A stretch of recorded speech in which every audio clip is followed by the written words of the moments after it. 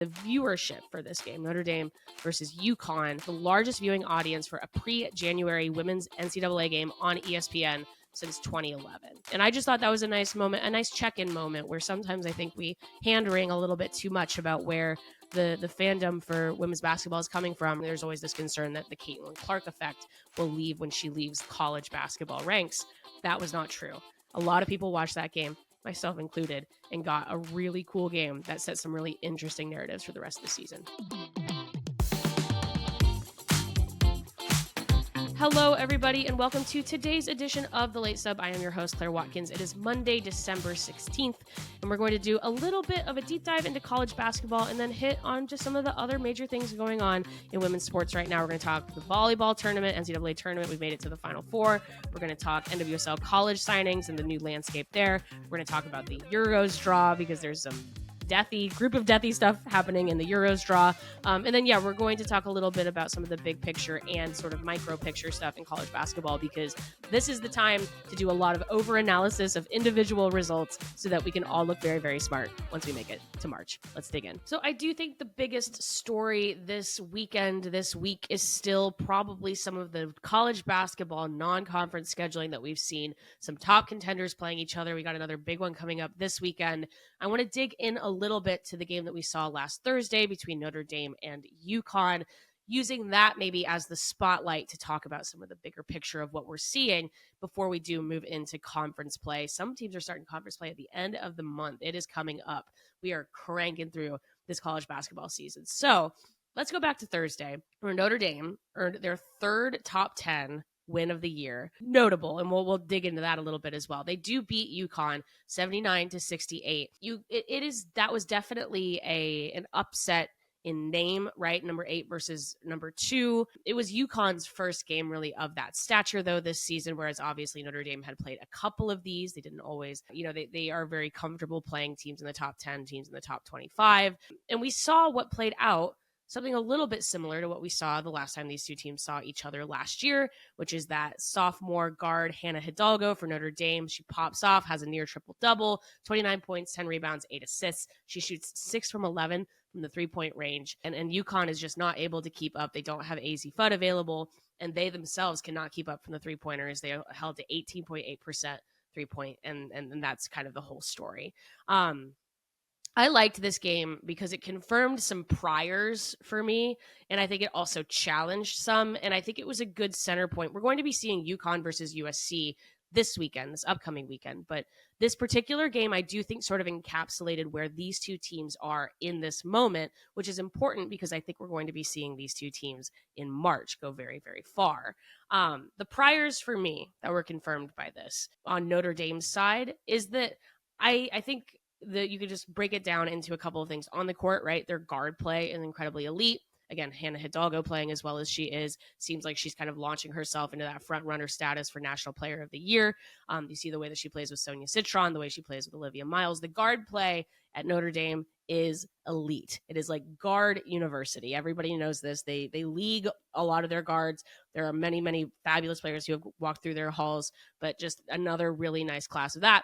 And you can also see their chemistry. These are players that have played together before, or at least practiced together before. Miles did not play last year, but she was in with the team. That built-in chemistry is so obvious when you see teams maybe like UConn or like USC who are getting used to some new pieces, some transfers, some freshmen. And then the other prior that was confirmed for me for Notre Dame in this game is that they could play, I don't know the best way to put this because I don't want to belittle it because I think it'll be really, really important in March.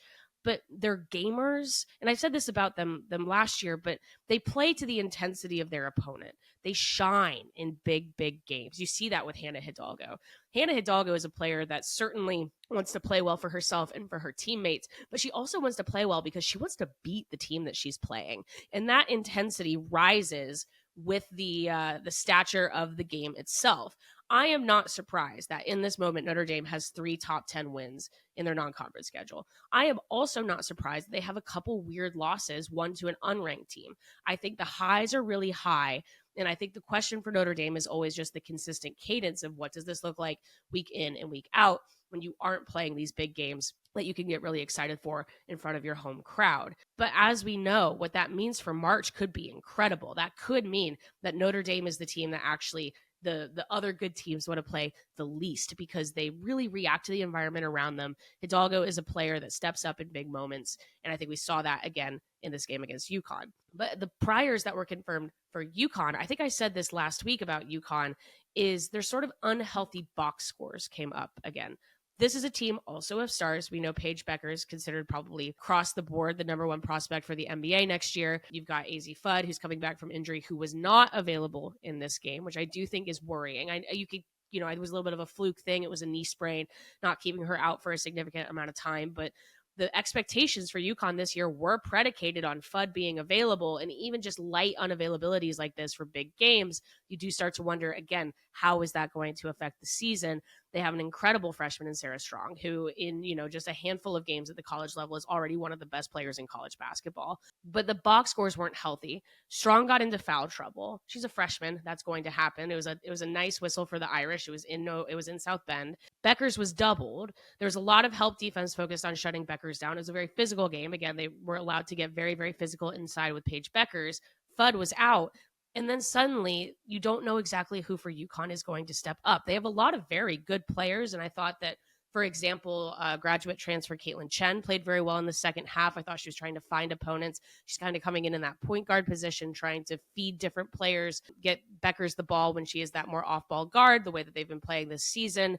But it wasn't quite enough. And the three-point shooting, just, I think, again, I keep coming back to it, but when you have a team that's playing as well from behind the arc as Notre Dame was, if you can't keep up with that because you're missing one player, is that an elite basketball team? Is that a team that is deep enough to make a run all the way to a national championship? I think those are the questions that we still have about UConn coming out of a game like this one. However, and I'll say this, I was thinking about this morning as I was sort of putting this all together.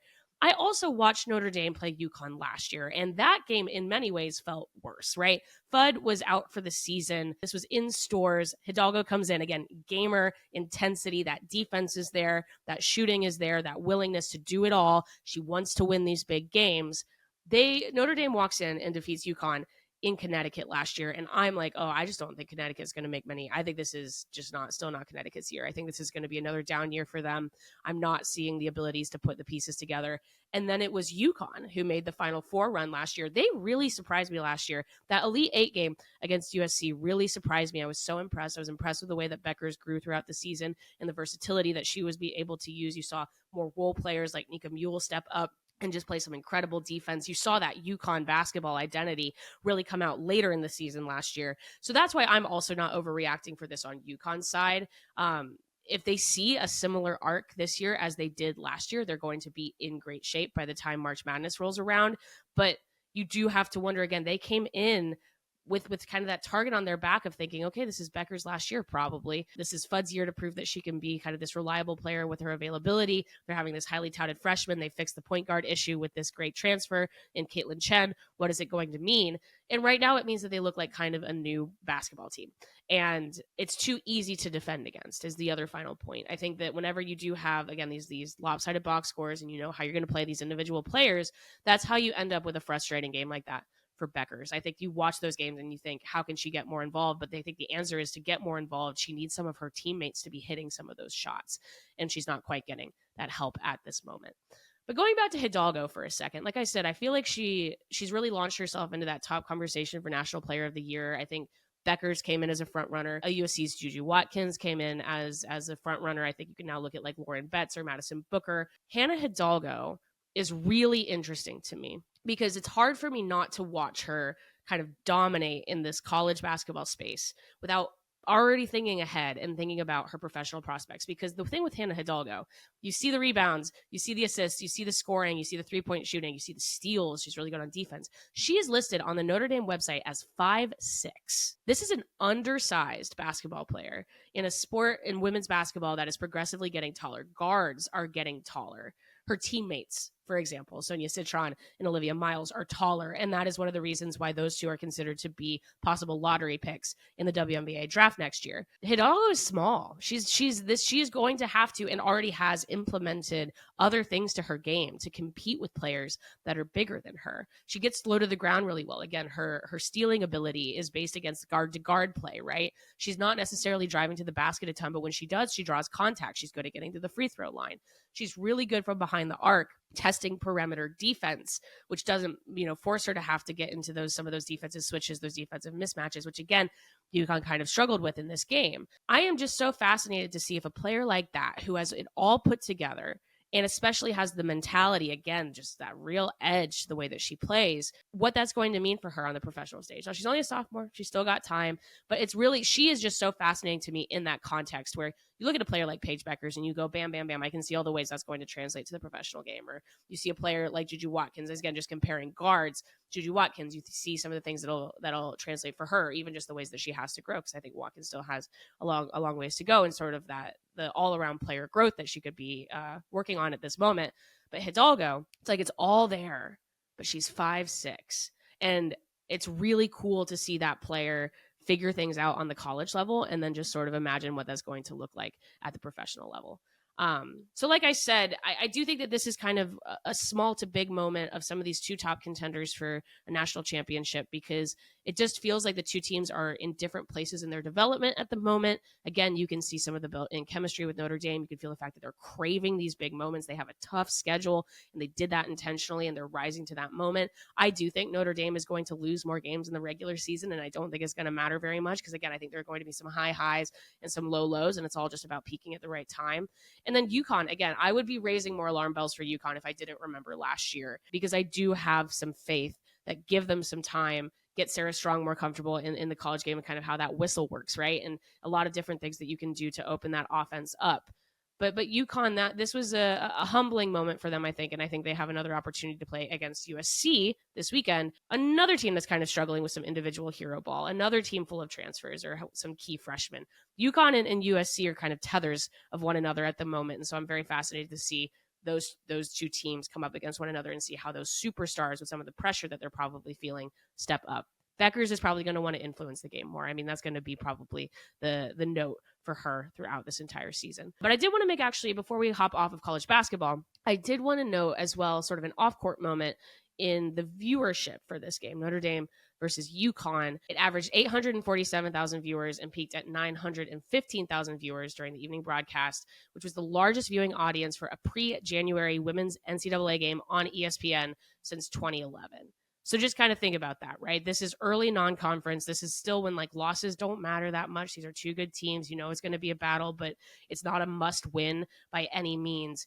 And those ratings were still very high, and they were very competitive with the other sports being played that night. And I just thought that was a nice moment, a nice check-in moment, where sometimes I think we hand-wring a little bit too much about where the fandom for women's basketball is coming from, or if it's going to stay or go. And just to see those really strong numbers for two highly touted programs, really good women's basketball programs, but to see that continue, and I think, just call it what it is. I mean, there's always this concern that the Caitlin Clark effect will leave when she leaves the college basketball ranks. That was not true. A lot of people watched that game, myself included, and got a really cool game that set some really interesting narratives for the rest of the season. And then next, hot off the presses here, I want to turn to the world of international soccer for a moment. The Euros, the 2025 Euros, which is one of the major tournaments of 2025. As people might know, the U.S. is not participating in any of those next year. So we get some fun here to kind of sit at home and watch some other nations duke it out for a major title. But we saw the groupings just this morning of the 16 teams that are going to be participating in the European Championships next summer.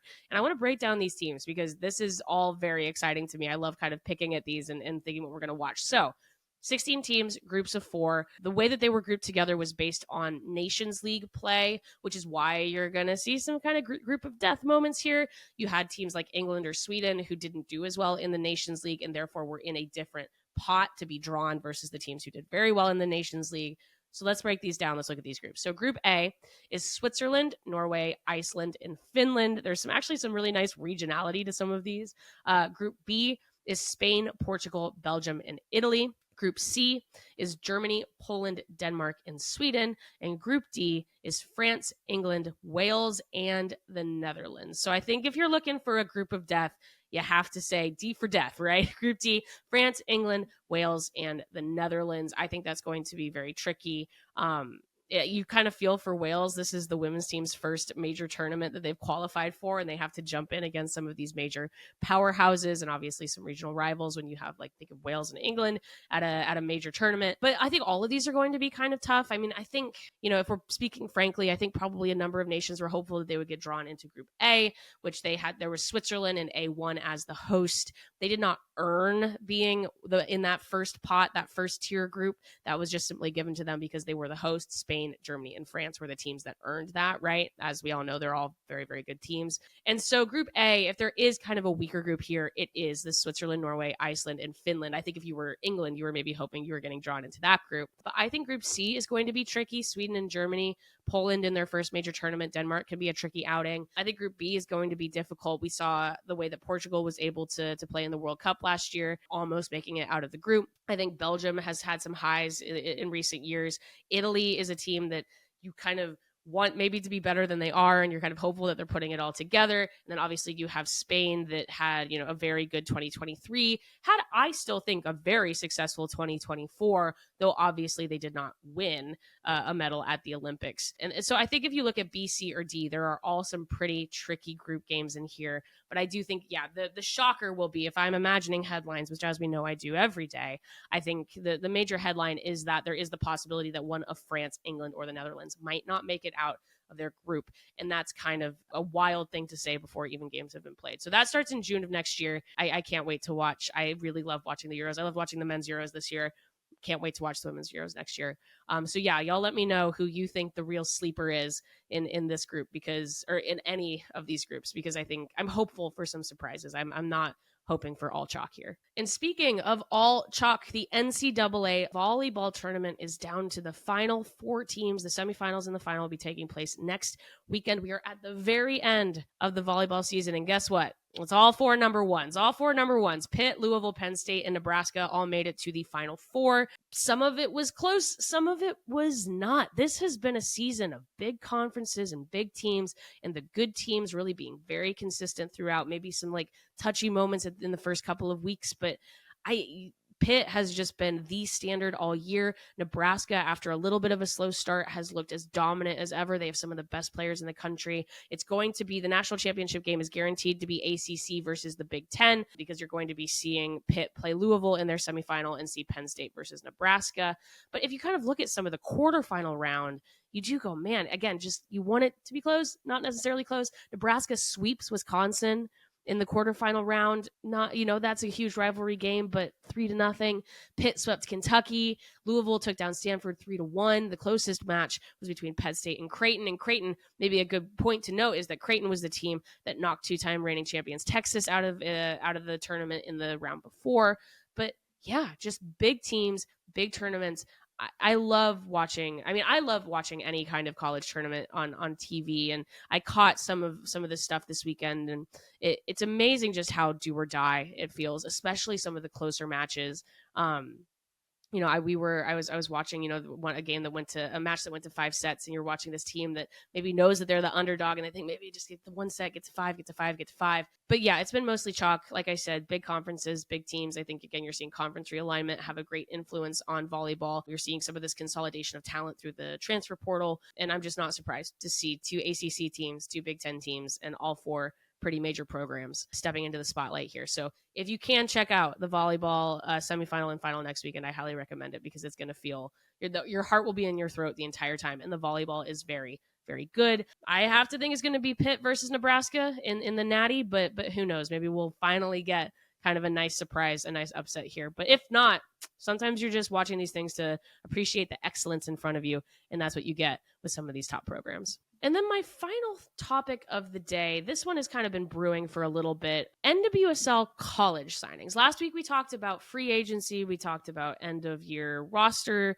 with the waiver wire and with the transfer window opening back up, trade window. There's gonna be the moratorium at the end of the month. But we are in this period of time where we should be, or not should be perhaps, but have in the past been talking about the NWSL college draft, right? Talking about draft order and team needs and prospects available and who's declaring and the lists. And you hear those rumblings maybe closer to January that a couple top names that maybe you weren't expecting are going out, and you see trades because teams have to send assets out to get spots in the draft to trade up to get these players. And instead, it's been pretty quiet. We've had 2 college signings so far in the NWSL, both done by the San Diego Wave, which is very interesting. That's a team without a coach at the moment, a team without a club president at the moment. They have signed Trinity Byers out of Texas and Quincy McMahon out of UCLA. Those are 2 very good players. Those are 2 players that would, I believe, gone in the top half of the first round in a mock draft that will never occur. Byers is nursing an injury, so that does probably impact. It impacted her ability to be able to sign with the Wave fairly early, even before the college season was over. But I think that this is going to be a really interesting moment in just sort of quiet asset building from teams. In that, when the free agents that we all know, right? You have the big headlines, Midge Purse is a free agent, Kristen Press is a free agent, Caroline, Marta, these players who are not under contract and could go anywhere. Those are the headlines, right? Those are the big flashy headlines. And that's what feels really comfy in this new CBA with these players. They're out of contract. They deserve to be able to negotiate with anybody, or even to a slightly lesser level. A player gets cut. They don't get their option picked up. They immediately get to negotiate with other people as an unrestricted free agency. There's no weird games being played with a player's discovery rights or their ability to move laterally in the league or out of the league. You're not seeing those games being played with players' livelihoods, and that feels really good. This part, though, the college draft part, I am just really curious to see how it plays out in the next couple of years. I think there are some logistical questions in whether teams are fully prepared for this. And I know the players' side, and I agree with this, is that they should be, but I think also just the way it plays out in reality isn't always exactly the same. And also, these names aren't as well known, right? They haven't had their big shining professional moment yet, as the college game still continues to figure out kind of where it fits in the pre-professional pipeline for women's soccer. But you look at a player like Byers and you look at a player like McMahon, and both of them going to San Diego, and San Diego didn't have to give up any assets to have the ability to sign those players. You're like, oh, this is really going to shift the talent landscape here in hopefully a positive way. But you are going to have, those are 2 players that, like I said, I think probably would have gone top half of the first round of the NCAA draft. And one team got both of them without having to give anything up. And that is the real parity final frontier. And from the player perspective, I don't think it really changes stuff at all. I think it's really great, right? You got players who can directly sign. You're not having players being told on draft night that they're being sent out because someone needs to make salary cap space for a different player. You're not having a player getting a phone call being like, you're going to this team because we want this draft pick to draft this person. And they're getting rid of that from the players, from the player experience. And I think that's very positive. But this is going to impact the parity in the league. And I think the hope is that these teams, maybe you miss out on a player like Byers or you miss out on a player like McMahon, are doing their due diligence, not only to find players who are a little bit less known in the college game, but also look at all those different options. You have your tiers, right? You have maybe your known free agents, your players that didn't have options get picked up. So there may be, second tier down free agents that you're looking at to fill out a roster. You've got college prospects, and there's even double tiers to this. You've got college seniors who are going to be interested in moving professionally. And then you've got basically every other college player who could at any point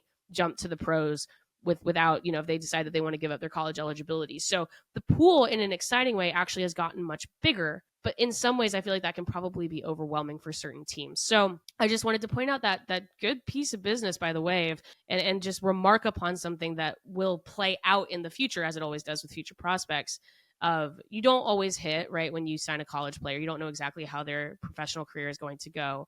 But this new system is probably going to reward teams that are able to scout and reach out and offer good terms without needing the infrastructure of the draft to get their affairs in order. And I'm just fascinated to see how that continues to play.